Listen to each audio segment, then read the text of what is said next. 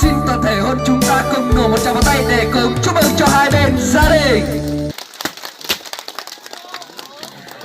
Vâng, kính thưa các cụ ông, kính thưa các cụ bà, kính thưa tới toàn thể hội hôn cùng kính thưa quan viên hai họ. Mà đúng là hoa đến thì hoa phải nở, mà đò đã đầy đò phải sang sông, và được duyên thì em phải lấy chồng. Ai chốc cánh cho chim bay về tổ, ai mở đường cho tuổi trẻ gặp nhau. Và các cụ nhà ta đã có câu: trai khôn thì đi tìm vợ và gái ngoan thì đi gả chồng. Câu ca dao ấy hơn bao giờ hết đã lắng sâu vào mỗi con người Việt Nam chúng ta. Và cô dâu chú rể nhà ta họ đã trải qua rất nhiều những năm tháng hẹn hò, và tình yêu của đôi bạn trẻ đã được chín mùi. Và họ cũng có rất nhiều những buổi hò hẹn ở những hàng tre và bờ chuối, để cho chim chẳng có chỗ ngủ và nhện cũng chẳng có chỗ giăng tơ.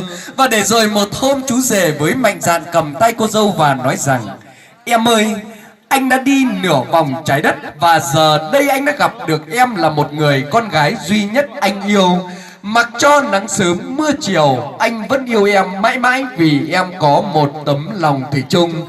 Và để đáp lại tình yêu ngọt ngào của chú rể thì cô dâu cũng có nói với chú rể rằng: ôi anh yêu, và giờ đây em đã gặp được người em nhớ em thương. Từ lâu em đã thầm mong theo chàng.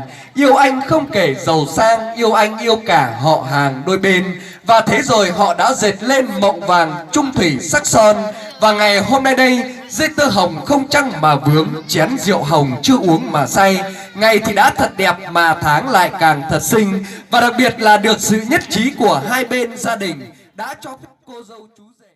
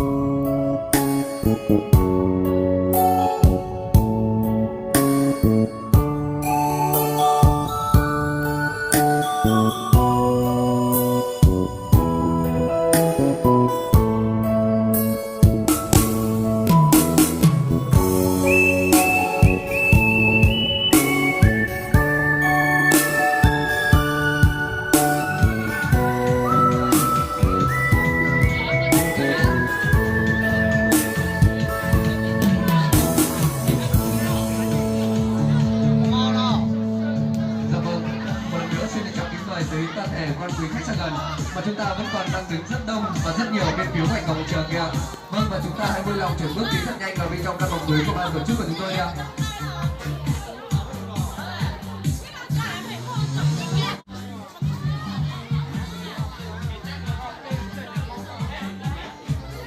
Dạ vâng, và như vậy đã đến giờ tổ chức lễ thành hôn của cô dâu và cháu chú rể. Vậy một lần nữa xin được chào kính mời